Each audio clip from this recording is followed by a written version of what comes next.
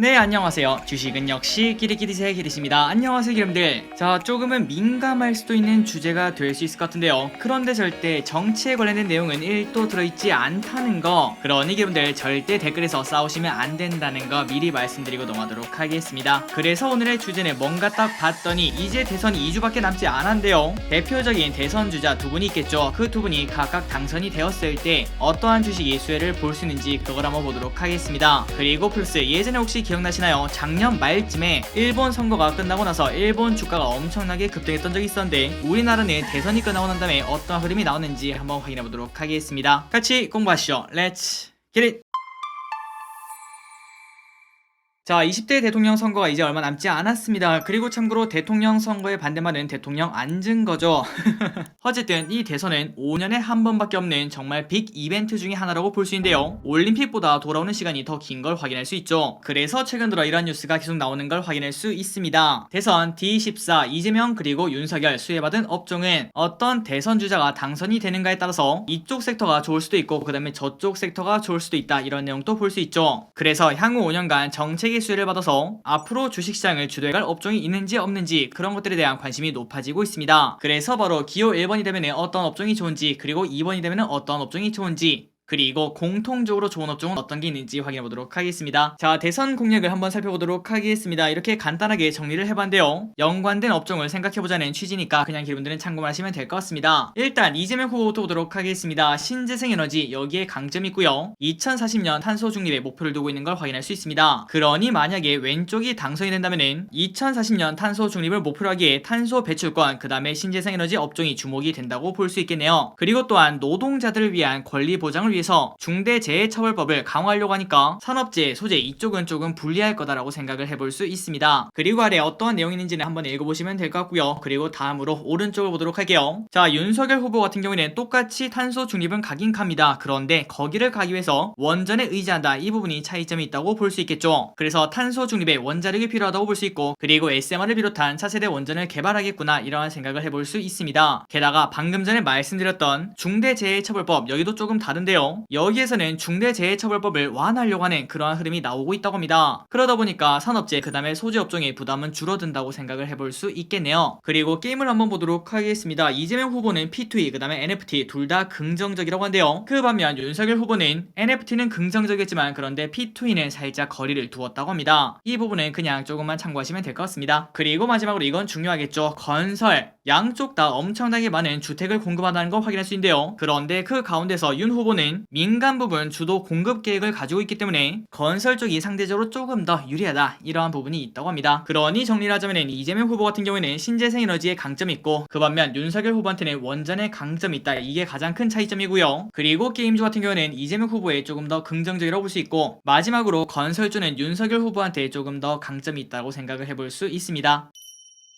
그리고 다음으로 공통 공약을 보도록 하겠습니다. 이 부분이 더 중요하겠죠. 두 후보 모두 신산업의 성장에 관심을 가지고 있으며 신기술 투자로 목표로 하고 있다고 합니다. 그래서 여기에 관련된 반도체, 그 다음에 IT 하드웨어 업종이 수혜를 볼 거다, 이렇게 볼 수 있는데요. 그리고 또한 코로나19 방역 완화와 주택 공급에도 의견이 통일이 된다고 합니다. 그러니까 그 누가 되더라도 리오프닝, 반도체, IT 하드웨어, 여기에는 훈풍이 불어올 거라고 생각을 해볼 수 있습니다. 그래서 정말 여기까지 설명하자면은 기호 1번이 된다면은 친환경, 그 다음에 게임주가 조금 더 좋을 거다, 이렇게 볼 수 있고, 그 다음에 기호 2번이 된다면은 건설, 그 다음에 원전주가 좋을 거라고 생각을 해볼 수 있겠죠. 그런데 그 와중에 이 부분은 생각을 하는 게 좋다고 합니다. 단 지금 의회는 어디가 많을까요? 맞습니다. 여당이 더 많죠. 그렇기 때문에 공약 시행 시기는 조금 차이점이 있을 거라고 생각을 해볼 수 있습니다. 그러니까 심플하게 말해서 이재명 후보는 바로바로 정책 드라이브를 걸 수 있고, 그러나 그 반면 윤석열 후보는 조금 시간이 걸리겠구나, 이러한 생각도 해볼 수 있겠죠. 그래서 여기까지 어떠한 업종이 좋을지 한번 살펴봤습니다. 이제 기분들이 이렇게 말씀하실 것 같아요. 오케이 길이 알았어. 어디에 투자할지도 알았어. 선거 결과를 보고 내가 어디에 투자를 할지 한번 공부를 해볼게.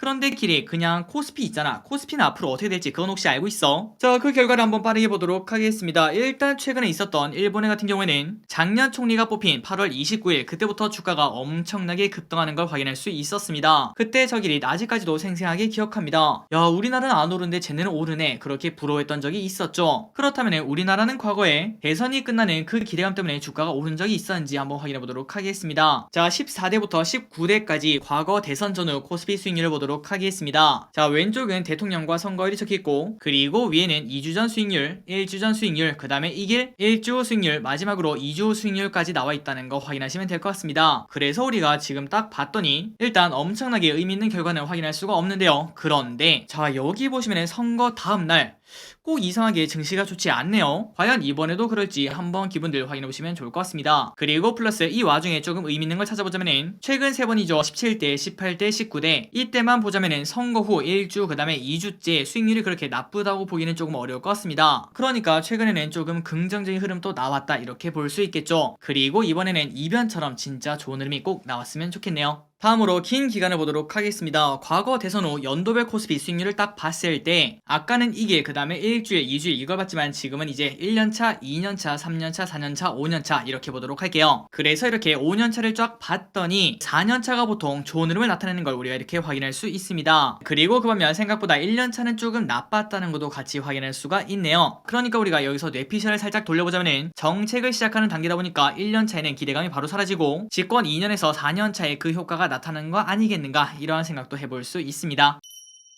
그리고 다음으로 대신증권의 자료를 딱 봤을 때 이거는 방금 전에 봤던 그 자료랑 다르게 누적 수익률이라고 생각하시면 될 것 같습니다. 그러니까 위에 같은 경우에는 시작부터 1년차까지 그 다음에 1년차부터 2년차까지 2년차부터 3년차까지 그런 식으로 나눠놨던 거고요. 그런데 그 반면 이 자료는 시작부터 1개월, 시작부터 3개월, 시작부터 1년, 시작부터 5년 그렇게 계산된 자료라는 거 알려드리도록 하겠습니다. 그래서 그때 노무현 전 대통령 때 무려 5년차에 193% 진짜 대단한 수익률을 보이는 걸 확인할 수 있죠. 그래서 누적 수익률을 보자면 일단 매우 놀랍게도 1개월 차에는 힘이 없는 걸 확인할 수 있습니다. 상승 확률이 40%밖에 안 되는 걸 확인할 수 있죠. 그러나 그 반면 3개월 차에는 60% 확률로 올라가는 걸 볼 수 있고 다시 6개월이랑 1년 차에는 그 기대감이 줄어든 건지 상승 확률이 40%밖에 안 되는 걸 확인할 수 있습니다. 그러니까 힘이 빠졌다고 생각을 해볼 수 있겠죠. 하지만 여기서부터 중요한데요. 시작부터 2년차, 시작부터 3년차, 시작부터 4년차 여기까지를 딱 봤을 때 상승 확률이 계속 높아지는 걸 확인할 수 있습니다. 60%, 80% 그리고 4년차는 무려 100%라는 걸 확인할 수 있죠. 그러니 결국 방금 전에 우리가 같이 공부했다시피 처음에는 정책 기대감 때문에 조금 올랐다가 빠졌다고 생각해볼 수 있고 그리고 시간이 흐르면 흐를수록 그 정책이 효과가 나타난다고 생각도 해볼 수 있겠지만 하지만 저기리스는 이걸 딱 보니까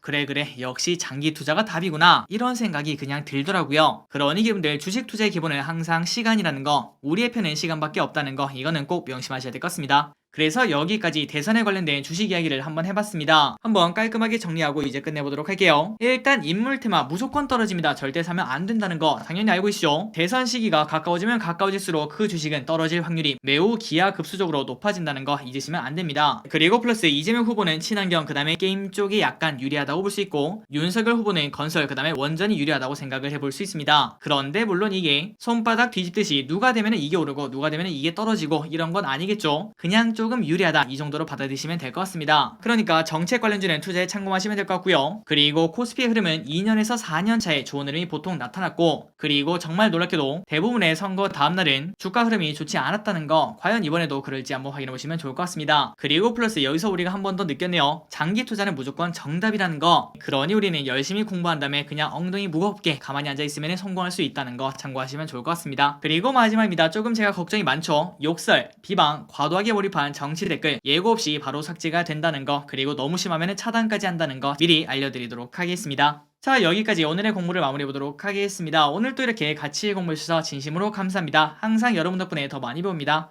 떡상 꿈꾸시기 바래요. 지금까지 기리셨습니다. 빠이요. 네, 안녕하세요. 저 기리씨 매일 어떤 공부를 하는지 궁금하신가요? 그 모든 걸 영상으로 담고 싶지만 사실상 불가능하겠죠. 그러나 이제는 가능합니다. 저 기리씨 카카오뷰를 시작했다는 소식 아래 댓글에 링크를 달아드릴 테니 그걸 클릭 후 친구 추가만 누르시면은 이제 여기서 매일매일 저 기리씨 관심 있게 보는 경제 뉴스와 경제 유튜브를 시간 날 때마다 챙겨볼 수 있답니다. 아직까지 저 기리 친구가 3명밖에 없는데 제 4번째 친구가 되어주시겠어요?